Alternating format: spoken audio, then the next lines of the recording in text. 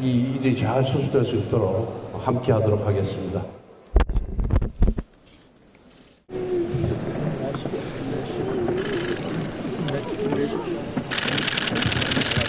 유족들과 국민들께 진심으로 사과드립니다. 사태 수습과 진상 규명을 위해 저희들이 할 수 있는 모든 일을 다하도록 하겠습니다.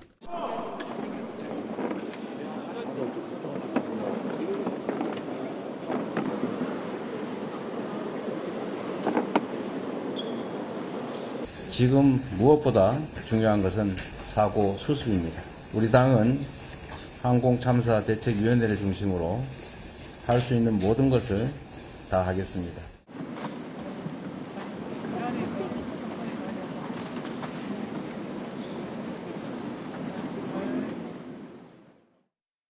자, 지금 참사가 발생했습니다. 그렇다면 정부의 컨트롤 타워가 꾸려지죠. 그 컨트롤 타워가 중앙재난안전대책본부입니다. 꾸려졌습니다. 그런데 가만히 보면은 여기에 원래 본부장은 국무총리입니다. 그리고 행안부 장관 등등등이 참여하게 되죠. 그런데 조금 이게 과거와는 다른 모습이 됐습니다. 전 이 얘기 좀 해볼 텐데요. 송영훈 전 국민의힘 대변인 그리고 이동학 전 민주당 최고위원 나와 계십니다. 안녕하십니까? 안녕하세요. 송영훈 전 대변인. 중앙재난안전대책본부 줄여서 중대본이라고 우리가 통상 부르는데 지금 총리 그리고 행안부 장관이 공석이죠. 역할을 안 되고 직무 정지고 공석이고. 그래서 총리와 행안부 장관은 대행이 되고 있고요. 그리고 사실 이런 상황에서 큰 역할을 하는 게 경찰이거든요. 근데 경찰청장도 지금 대행입니다.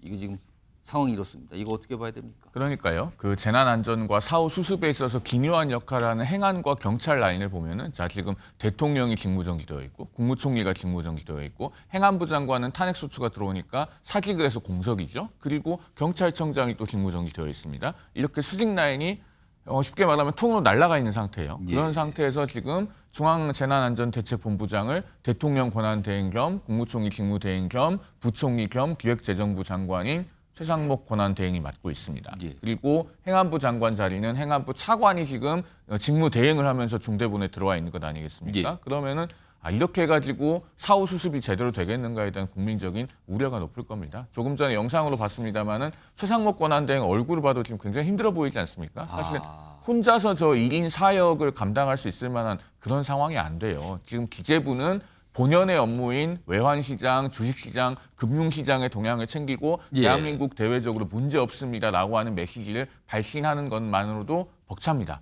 이런 것들을 다 수습해야 되는 상황을 누가 초래했는지에 대해서 한번 우리 정치권이 심각하게 돌아보고 특히 원내 제1당인 민주당, 국무총리까지 탄핵소추했는데 이 부분에 대해서 책임을 회피해서는 안 된다고 생각합니다. 이동학 전 최고위원, 지금 송영훈 전 대변인이 민주당 얘기를 했어요. 지금 최상목 권한대행이 1인 4역을 하고 있다. 그러니까 대통령, 국무총리, 그다음에 원래 이제 기재부 장관이었잖아요. 여기에 지금 중대본부장까지 하고 있는 상황이다. 이게 어떻게 된 거야? 그리고 공석이 많다 지금. 이걸 참사 이 수습을 해야 되는 공석이 많다라는데 지금 송영훈 전 대변인은 민주당은 어떻게 생각하냐고 질문을 던지셨어요. 아니, 저 우선 반성부터 했으면 좋겠습니다. 지금 계엄을 민주당이 시켜서 했습니까? 민주주의를 유린하기 위해서 총칼을 들고 국민들께 그리고 국회로 쳐들어오지 않았습니까? 누가 시켰습니까? 지금 본인이 잘못한 것을 지금 그러면 이 상태에서 대통령을 다시 불러들여가지고 일을 시켜야 됩니까? 지금 너무나 얼토당토하는 이 현실을 만들어 놓고 야당 탓을 하고 있는 이 상황이 정말 처참하고요. 국민들을 누굴 믿어야 됩니까? 집권 여당은 무한 책임을 져야 되는 당사자들 아닙니까? 그런데 여전히 자기네들은 아무 탓이 없다. 오로지 줄탄핵을 했던 이 줄탄핵이란 단어 자체도요. 굉장히 공포스럽습니다. 그런 탄핵 당할 만한 일들을 원래는 저지르지 않는 게 맞는 거죠. 그런데 다 저질러 놓고 이제 와가지고 발뺌을 하고 상대방 탓을 한다고요? 정말 국민들이 어디 가서 그러면 마음을 놔야 되겠습니까? 이런 상황에서 여야가 이렇게 싸움하는 것조차도 사실은 굉장히 큰 전파 낭비입니다. 이렇게 해서는 안 되고요. 야당도 역시 이 참사에 대해서 분명하게 저희가 뒷받침할 건 다 뒷받침하겠다라고 하고 있으니까 그리고 사실 대한민국의 저력도 그동안 공무원분들이 사실 매뉴얼에 따라서 다 움직여 왔던 겁니다. 예. 근데 이것들이 계속해서 가중화되면 안 되기 때문에 그건 역시도 굉장히 큰 과부하가 될 수가 있죠. 예. 그래서 사실은 이 헌정 공백 상태를 빠르게 끝내야 되는데 이것을 계속해서 시간 끌려고 하니까 집권 여당에 대한 책임에 이 도저히 자유로울 수가 없는 겁니다. 지금 사실은 여야 모두 굉장히 걱정을 하면서 그리고 아까도 이 뉴스와이드 시작하면서 말씀드렸지만 오늘 여야가 서로에 대한 공세 지금 자제하고 있어요. 물론 이게 얼마나 지속될지는 모르겠습니다. 일단 이 분위기 속에서는 뭔가 적극적으로 지원해야 된다. 그리고 뭔가를 보살펴야 된다. 이게 앞서고 있고 자제하자는 분위기로 분명히 가고 있는 상황입니다. 자, 이런 가운데요. 앞서서 이 제주항공 여객기 참사가 있기 전에 최상목 권한대행 체제가 됐거든요. 근데 그때 민주당이 뭔가를 얘기해 꺼냈는데 쌍특검법 관련해서 거부권을 행사하면 안 된다. 그리고 헌법재판 3명 임명해야 된다. 이거 안 하면 뭐가 열려 있다. 이런 분위기였거든요. 근데요. 어제 오늘은 분위기가 조금 달라졌습니다. 민주당에서 나온 말이거든요. 들어보겠습니다. 최상목 대통령 권한대행에게 촉구합니다. 국민의 명령에 따라서 헌법에 명시되어 있는 절차에 따라서 혼란을 멈추는 길을 선택해야 합니다. 국회가 추천한 헌법재판관 3인을 지체 없이 임명하고 특검을 수용해야 됩니다. 좀 기다려야 되지 않겠습니까? 오히려 좀 신중하게 인내심 있게 기다리면서 설득도 하고 대화도 하고 여러 가지 과정을 통해서 진행을 할 생각입니다. 자, 이동학 전 최고위원. 일단 민주당에서 나오는 말이 이른바 이 내란 일반 특검 법안 그리고 김건희 여사 특검 법안 이건 거부권 행사도 일단 인내하겠다. 그러니까 탄핵소추 얘기는 하지 않겠다.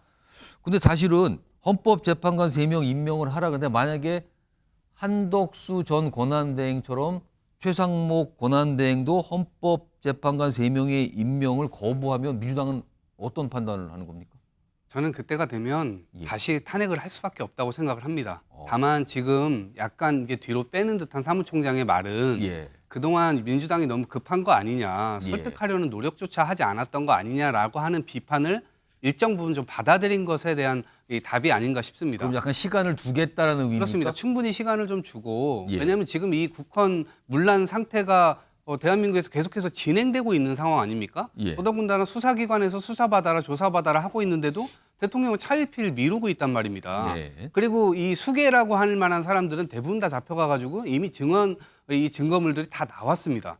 그럼에도 불구하고 지금 대통령이 저렇게 배째라는 식으로 나오고 있는 상태이고 또 집권 여당이라는 분들은 여전히 금쪽이를 대하듯이 금쪽이 대통령 대하듯이 그 대통령이 하는 대로 지금 다 따라가고 있는 상황 아닙니까? 예. 어쩌면 지금 헌법을 완전히 유린했고 짓밟았음에도 불구하고 그거를 이탈하지 못하는 대통령의 어떤 영향력 하에서 이탈하지 못하는 모습을 계속해서 보여주고 있단 말입니다. 그런데 여기에 지금 볼모로 잡혀 있는 게 민생이기 때문에 예. 민주당 입장에서는 사실은 속도를 더 내야 하나 더 비판도 가하고 압박도 더 가해야 하나 일정 부분 지금 참사도 겹쳐 있고 어찌 보면 연말 연초 굉장히 경제적으로 힘든 이 시기에 예. 정치만으로 이 시간과 공간을 채울 수 없다. 예. 그래서 약간의 좀 시간을 좀 주는 것이고 결국은 최상목 경제부총리 역시도 예. 권한 대행을 하고 있으니까 헌재에서도 그렇고 입법조사처에서도 그렇고 내로라 하는 권위적인 기관들에서 이거를 통과 안 시킬 이유가 없다. 예. 임명해라라고 하고 있기 때문에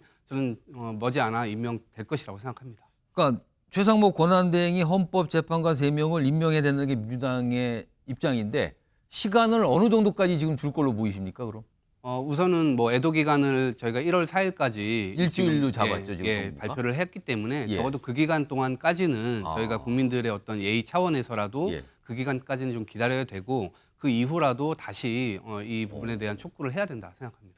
일단 애도 기간까지는 어떤 뭐 주장이나 어떤 내용을 얘기하지는 않겠다. 이게 이제 민주당 입장으로 보인다는 거죠. 송영우 전 대변인. 최상목 권한대행.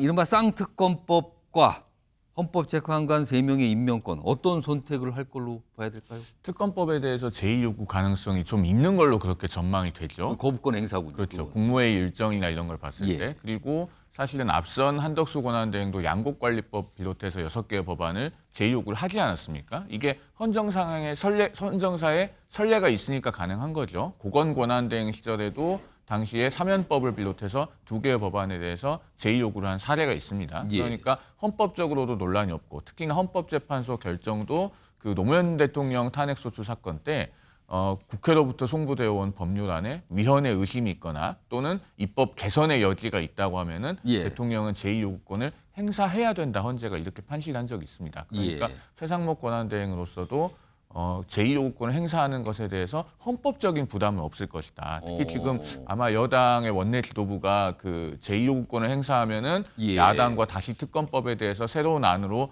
논의를 해서 협상을 하겠다라고 하는 시그널을 보내고 있지 않습니까? 예. 박형수 원내수석 부대표가 그런 얘기를 하고 있으니까요. 아마 그런 것들을 감안해서 제2요구를 할 가능성이 높아 보이고 그리고 사실 중요한 건 민주당의 관심사는 헌법재판관 3명에 대한 임명 여부예요.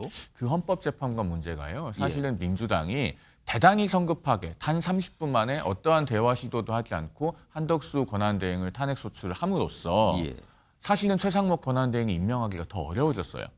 제가 어떤 점을 지적하고 싶냐면은 예. 공직사회의 논리는 내 전임자가 지금 탄핵소추를 당한 상황에서 그 전임자가 헌법을 위반해서 헌법재판관을 임명하지 않은 것이다라고 하는 것을 후임 권한대행이 확인시켜주는 행위를 할 수는 없게끔 돌아갑니다. 그래서 최상목 권한대행으로서는 본인이 어떤 것이 옳다고 생각하든지 간에 사실은 굉장히 운신의 폭이 좁아졌다는 느낌이 들 거예요. 예. 그런 점 때문에 일단 숙고의 시간을 가질 것 같고 그런데 당장은 뭔가 결정을 할 여유가 없죠. 지금 우리가 사실은 그렇죠. 이 참사 수습에 경황이 없을 거예요. 그렇습니다. 지금 179분이나 되는 우리 고귀한 생명을 잃지 않았습니까? 예. 그러니까 사고 수습에 전념해야 되는 상황이기 때문에 일단 국가 애도 기간이 끝나기 전까지는 헌법재판관 문제에 대해서는 어떠한 결정도 하기 어렵지 않을까라는 생각이 듭니다. 그렇다면 이 지점에서 민주당이 해야 될 일은요. 예. 지금이라도 물밑에서 여야 간 대화를 하고 국가 애도 기간이 끝나면 최상목 권한대행 뭐 여당의 수장 그리고 야당 대표까지 예. 3자 또는 5자가 모여서 이 문제를 풀기 위한 대화를 함으로써 정치를 복원하는 길을 모색해야 된다. 그것이 지금 원내 다수당으로서의 책임이다라는 점을 말씀드리고 싶습니다. 수면 아래 가라앉아 있지만 헌법재판관 3명의 임명권 여전히 남아있는 상태예요. 지금은 애도 기간 그리고 참사 앞에 모두가 슬픔에 잠긴 기간이라서 지금 여야는 오늘 그런 얘기를 꺼내놓지 않고 있습니다만 잠재돼 있는 이슈죠.